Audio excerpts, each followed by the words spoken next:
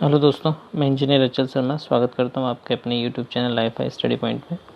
देखिए, आज से हम जो है मशीन की क्लास स्टार्ट करने जा रहे हैं। तो मशीन में जो अपने पास जो बेसिक कंसेप्ट हैं पहले उनके बारे में जानते हैं ताकि आपको आसान हो जाए मशीन को पढ़ना। ठीक है, तो देखिए जो फर्स्ट है अपने पास, हम उसके बारे में जान लेते हैं कि भी अपने पास सेल्फ इंडक्टेंस क्या होता है ना।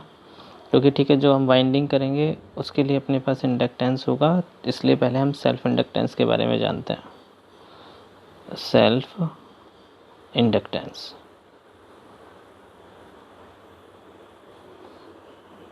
ठीक है। अब देखिए, सेल्फ इंडक्टेंस को डिफाइन करें हम, तो सेल्फ इंडक्टेंस अपने पास क्या होता है,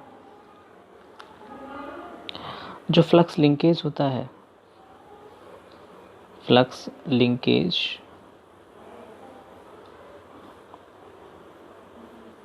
और जो कॉइल में करंट होता है उसका रेशियो जो है वो क्या कहलाता है, सेल्फ इंडक्टेंस कहलाता है। तो हम डिफाइन भी कर सकते हैं, फ्लक्स लिंकेज पर unit ampere is known as inductance. ठीक है, यानी किसी भी कुंडली से संबंधित फ्लक्स और उसमें प्रवाहित धारा का अनुपात ही क्या कहलाता है, इंडक्टेंस। यूनिट आप जानते होंगे इसकी क्या होती है, हेनरी। ठीक है, अब देखिए सर्किट में अपने पास दो टर्म आएंगी, एक तो होगी फ्लक्स लिंकेज और एक होगा फ्लक्स लीकेज। तो हम दोनों को डिस्कस कर लेते हैं कि फ्लक्स लीकेज क्या होता है, फ्लक्स लिंकेज क्या होता है। ठीक है, तो पहले हम बात करते हैं, एक सर्किट कंसिडर कर लेते हैं, एक मैग्नेटिक सर्किट, ताकि आसान रहे इसे समझना।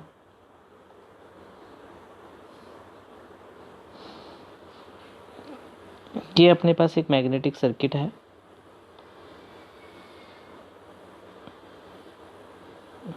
ठीक है,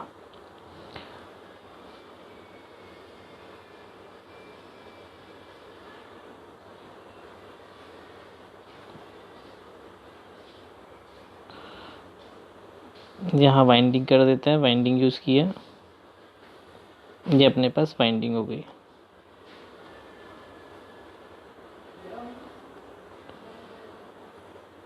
ये अपने पास सोर्स हो गया, अल्टरनेटिंग सप्लाई यूज़ कर रहे हैं, Vs। पॉजिटिव साइकिल के लिए एनालिसिस कर रहे हैं, इसलिए प्लस। यहाँ से करंट फ्लो हो रहा है, इसमें I1। ठीक है, यहाँ नंबर ऑफ टर्न्स मान लेते हैं अपने पास N1 है। तो आप जानते हो कि जैसे कुंडली से अपने पास इस वाइंडिंग से करंट फ्लो होगी तो अपने पास MMF जनरेट होगा, मैग्नेटोमोटिव फोर्स।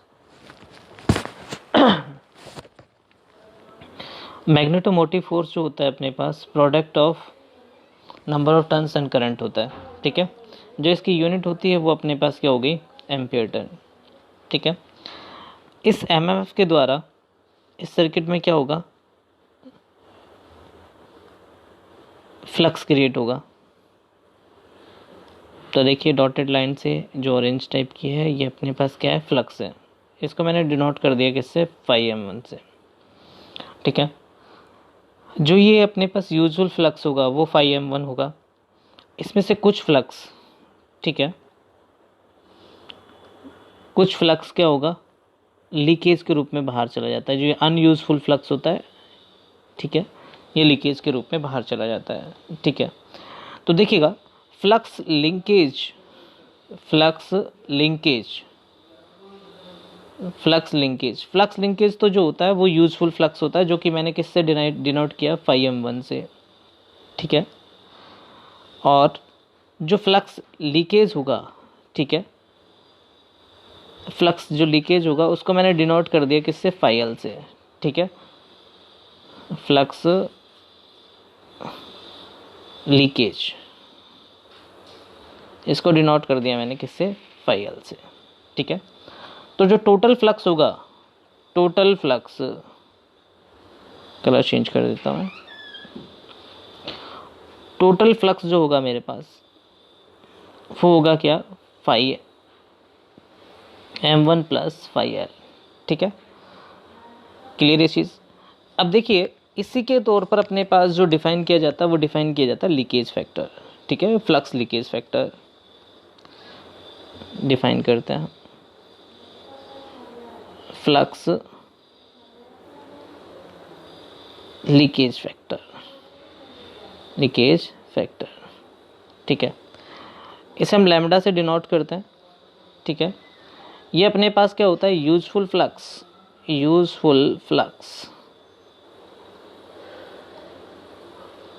और टोटल फ्लक्स, इसका रेशियो होता है। ठीक है, ratio of useful flux and total flux is known as flux leakage factor. ठीक है, क्लियर ये।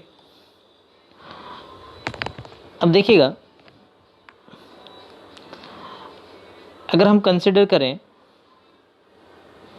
एक अनदर सर्किट, सिमिलरली उसी तरीके से एक मैग्नेटिक सर्किट, ये मेरे पास क्या हो गया, एक मैग्नेटिक सर्किट है।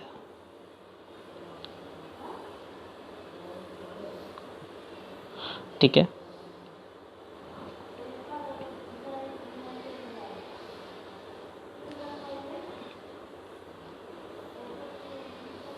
यहाँ वाइंडिंग यूज की है इस बार। ठीक है, यहाँ हम अल्टरनेटिंग सोर्स यूज कर रहे हैं। ठीक है, अब देखिएगा, यहाँ से जो करंट फ्लो होगा, मान लीजिए अपने पास क्या मान लिया I2 है, यहाँ नंबर ऑफ टर्न्स क्या है N2। क्लियर, ठीक है। तो यहाँ सिमिलरली इससे जो यूजफुल फ्लक्स क्रिएट होगा, ठीक है, ये अपने मान लिया क्या, φm2,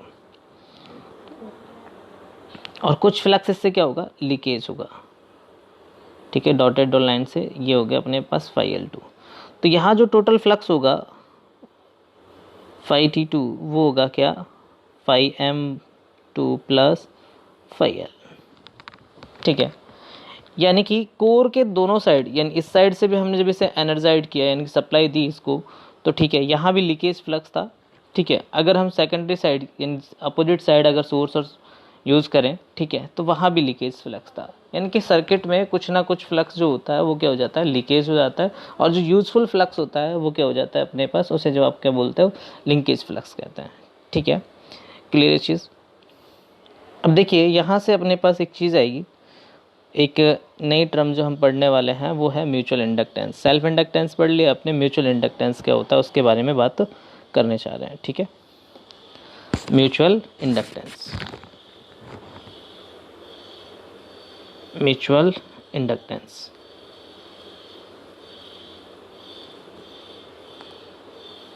देखिए, म्यूचुअल इंडक्टेंस की बात करें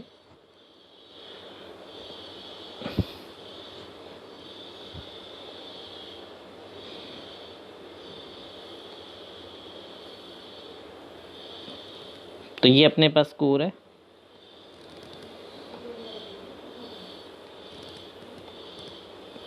ठीक है, यहाँ हम बाइंडिंग यूज करते हैं।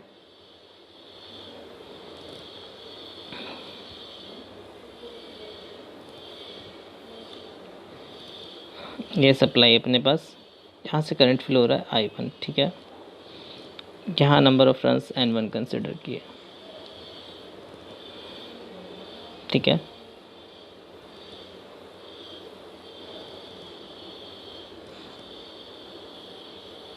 ये V2।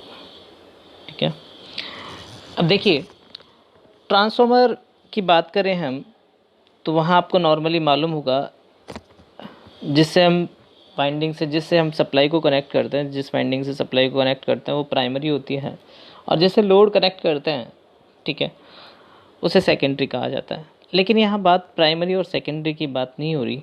ठीक है, यहाँ बात हम करने वाले हैं किसकी, म्यूचुअल इंडक्टेंस की। अब देखिए, जैसे ही यहाँ अपने पास प्राइमरी वाइंडिंग से एमएमएफ क्रिएट होता है। ठीक है, इस एमएमएफ के कारण यहाँ क्या क्रिएट होगा, फ्लक्स क्रिएट होगा, और ये यूजफुल फ्लक्स मैंने बताया था वो क्या होगा, φm। ठीक है, यूजफुल फ्लक्स क्या होगा, φm। अब ये वाला जो फ्लक्स है φm, ठीक है, ये लिंक करता है अपने पास सेकेंडरी वाइंडिंग से। ठीक है, तो अब देखिएगा कि जो हम डिफाइन करने वाले हैं वो है म्यूचुअल इंडक्टेंस, यानी कि M21।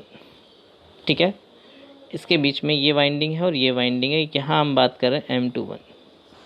ठीक है, जो M21 होगा, इसमें अपने पास प्राइमरी का जो करंट है, ठीक है, और प्राइमरी का फ्लक्स जो है, उसके कारण जो इंडक्टेंस होगा वो होगा M21।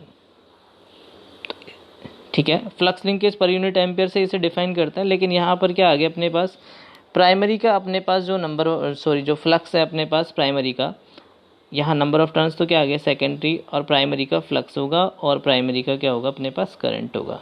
ठीक है, तो ये होगी वैल्यू अपने पास किसकी, M21 की। इसी तरीके से अगर हम डिफाइन करना चाहें M12, तो यहाँ अपने पास क्या होगा, नंबर ऑफ टर्न्स तो क्या होंगे N1 होगा, फ्लक्स 5M2 होगा और करंट क्या होगा I2 होगा। क्लियर ये चीज़। देखिए दोनों वैल्यू मैं लिख देता हूँ कि भैया अपने पास यहाँ सिंपल सर्किट बनाते हैं ताकि आपको आसानी से समझ में आ जाए।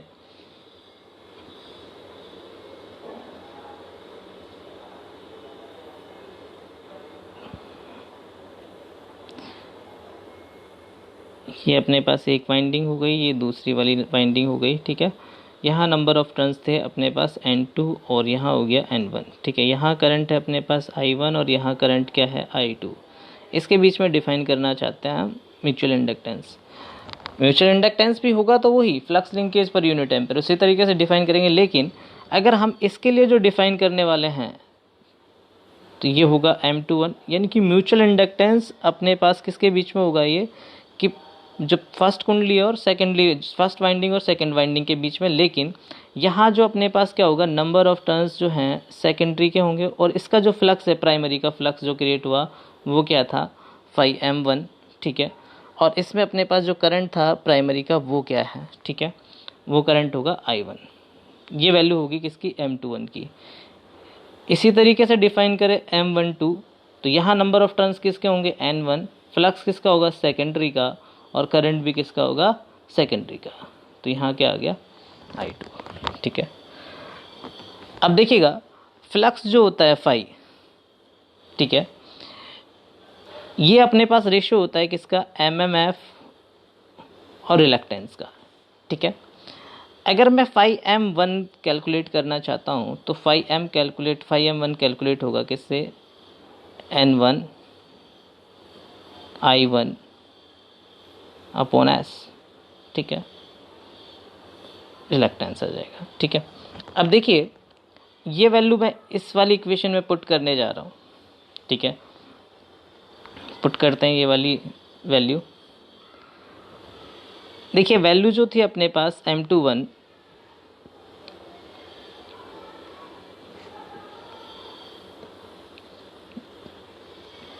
ये थी अपने पास N2 5M1। ठीक है, 5M1 करंट क्या था I1, और 5M की वैल्यू जो है अपने पास N2, 5M होगा N1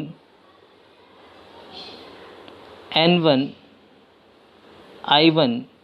ठीक है, यहाँ I1 तो है, ओवर क्या आएगा अपने पास S आ जाएगा रिलक्टेंस, I1 से I1 कैंसिल आउट। ठीक है, N2 N1 अपॉन S, ये वैल्यू आई अपने पास किसकी, म्यूचुअल इंडक्टेंस की, जो अपने पास दो कॉइल के बिटवीन था यानी बीच में था। अगर इसी तरीके से कैलकुलेट करें हम M12, तो वो होगा अपने पास N1 5M2 अपॉन I2। ठीक है, अगर 5M2 की वैल्यू हम पुट करें N1, ये होगा 5M2 N2 I2 upon I2 S, I2 से I2 कैंसिल। तो यहाँ आप देखेंगे कि जो वैल्यू है अपने पास ये वही आएगी N1 N2 अपॉन S। ठीक है, तो ये हम कह सकते हैं कि M12 M21 इक्वल्स टू होगा M, दोनों ही वैल्यू क्या होंगी इक्वल, यानी कि प्राइमरी का जो अपने पास करंट है और फ्लक्स है सेकेंडरी पर जो अपने पास इफेक्ट डालता है, जो अपने पास सेकेंडरी पर जो इंडक्टेंस आता है म्यूचुअल उसी को म्यूचुअल इंडक्टेंस बोलते हैं। लेकिन म्यूचुअल इंडक्टेंस सर्किट में तभी हो सकता है कि जब अपने पास सर्किट में एक कॉमन पथ हो। ठीक है, तो जो ट्रांसफॉर्मर है अपने पास वो अपने पास म्यूचुअल इंडक्टेंस पे ही काम करता है, तो उसके बीच में अपने पास एक कॉमन मैग्नेटिक पथ होता है। ठीक है, कॉमन मैग्नेटिक पथ होता है जिसके कारण अपने पास प्राइमरी की जो पावर है वो सेकेंडरी में ट्रांसफ़र होती है। ठीक है, तो उसको भी हम डिस्कस करेंगे, पहले ये डिस्कस कर लेते हैं, ये बात आपको समझ में आ गई होगी। ठीक है, आगे जो हम डिस्कशन स्टार्ट करना चाहते हैं, ठीक है, वो डिस्कशन होगा अपने पास कि म्यूचुअल इंडक्टेंस जो हमने प्राइमरी का कैलकुलेट किया, ठीक है, और सेकेंडरी का कैलकुलेट किया, दोनों इक्वल आए थे। M21 इक्वल्स टू M, जो वैल्यू आई थी क्या आई थी, N1 N2 अपॉन S। ठीक है, काफ़ी इम्पोर्टेंट रिजल्ट है, इसे आप नोट कर लीजिएगा।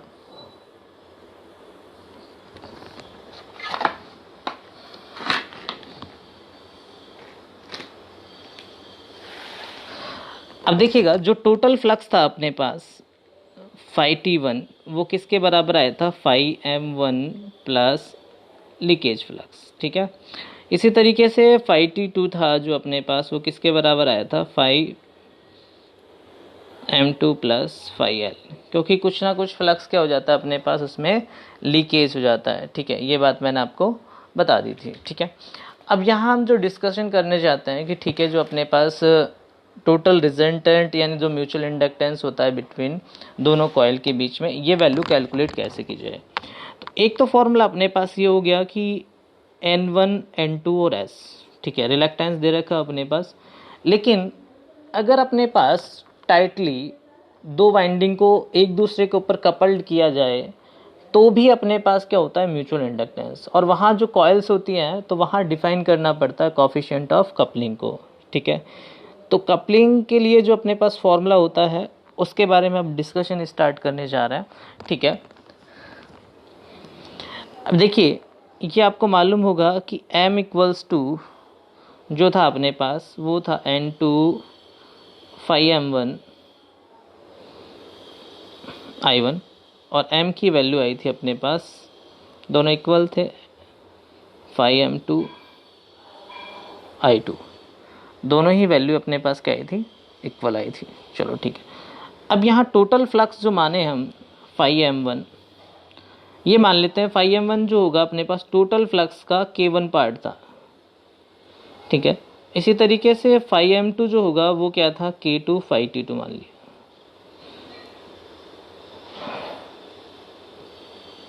सॉरी, K2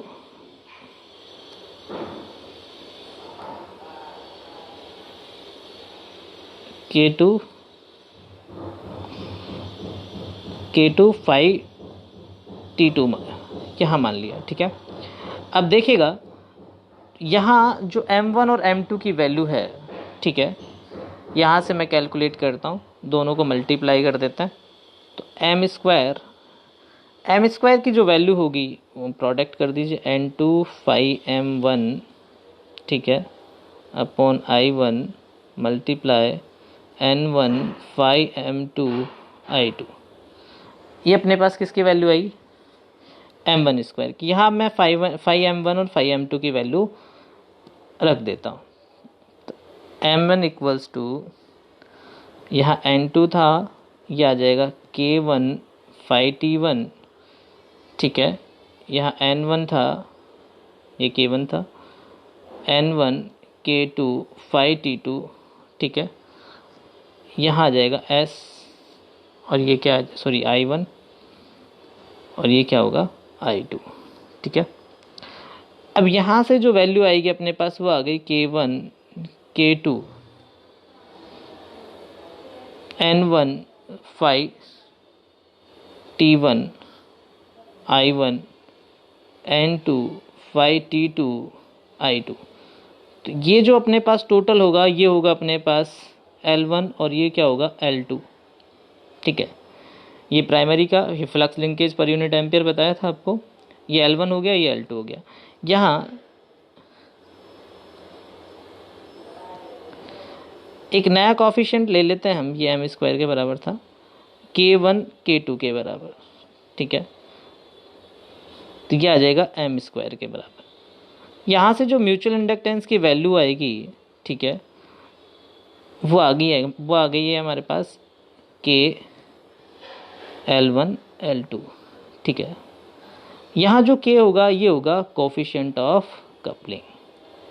ठीक है, इसे क्या बोला जाता है, कोफिशिएंट ऑफ कपलिंग। इसकी वैल्यू मैक्सिमम जो होती है, ठीक है, वो होती है अपने पास 1। ये अपने पास आइडेंटिकल होती है जब अपने पास कि प्राइमरी और सेकेंडरी कुंडली का जो भी अपने पास फ्लक्स हो वो 100% लिंक करता है। बट ऑलवेज प्रैक्टिकली ये पॉसिबल होता है k लेस देन 1। ठीक है, k हमेशा क्या होगा 1। अब अपने पास जो हो k की वैल्यू हाई हो, ठीक है, इसलिए हम क्या करते हैं, जो अपने पास वाइंडिंग होती है उन्हें टाइटली कपल्ड करते हैं। ठीक है, तो देखिएगा ये जो सेशन था अपने पास, यहाँ अपने सेल्फ इंडक्टेंस और म्यूचुअल इंडक्टेंस को डिफाइन किया। ठीक है, कल के अपने पास पार्ट में हम आगे वाली चीज़ें डिस्कस करेंगे, काफ़ी इंपॉर्टेंट टॉपिक है। तो ठीक है, ज़्यादा से ज़्यादा अपने जितने भी एजुकेशनल ग्रुप हैं वहाँ पर इसको शेयर कीजिए। Okay, thank you.